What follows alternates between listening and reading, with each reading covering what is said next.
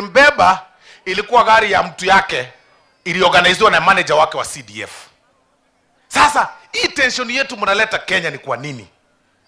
This is the drama we've been telling Kenyans.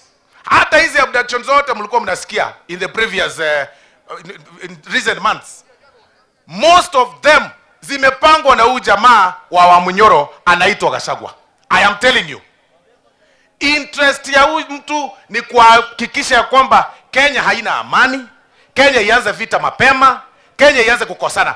Na sisi kama hii jamii yetu hapa, very hard working, ambao tuko Kenya mzima, hatuwezi ruhusu Kenya ikose amani. Especially sisi community ya kutoka hapa Kisii. Tunaishi kila mahali. Thika tunaishi, Eldoret tunaishi, kila mahali. Ukianza kuvuruga amani mapema hii, hata before elections, na kuanza kututishia maneno ya amani na maneno mengine, we are telling you, shame on you, it is not going to work. 2027 will be the most peaceful election ever.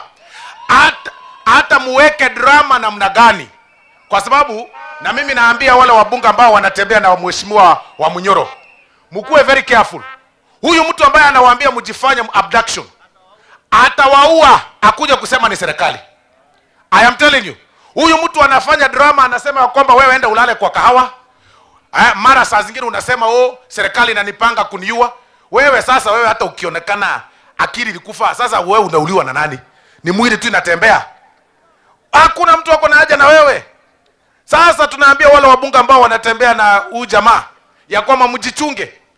The way the guy expresses himself, mpaka unaita press conference, unasema ya kwamba ati yule mbunge ambaye amejifanya alikuwa abducted, atiana speech, ati mpaka sasa utasema nini? Hebu utaambia watu nini? Imetokea ilikuwa uongo. Alikuwa amekaa hospitali na uongo. Huyo mtu mumchunge. Atawapiga risasi, atawaua, aseme ni serikali imefanya hivyo. Musiseme hatukuwaona. Because that guy can go to whatever extent to seek sympathy. He can go to whatever extent kutafuta huruma na kutafuta kura na kuleta disorder katika hii Kenya yetu. Lakini tunamwambia we are watching him. If you dare do that, the same government and the same police unit, the same investigative agencies ambayo imekuexpose, they will still expose you na utashikwa. Siku zako zimekaribia tu. Lazima utakula plea for whatever you've been doing in this country, vitu za ukora na kunyang'anya watu mali yao. Watu wa Kisii tunakubaliana namna hiyo? Mnakubali namna hiyo? Huyo mtu mshaimuona hapa? Mshaiona huyo jamaa hapa? Mwanaka Romo Ntoyuga? Mwanaka Moraga? Wana hao ukona kuruwe kenyore kemo. One village kila saa. Hapa mwarole na bugaba na janda. Tunamwambia kwende huko. Ni akina nani wanapenda mheshimiwa William Samoei Ruto? Yote ndio wale wambishana kwa mkono. Naende mwezi pi. Mota atichiba sachiae.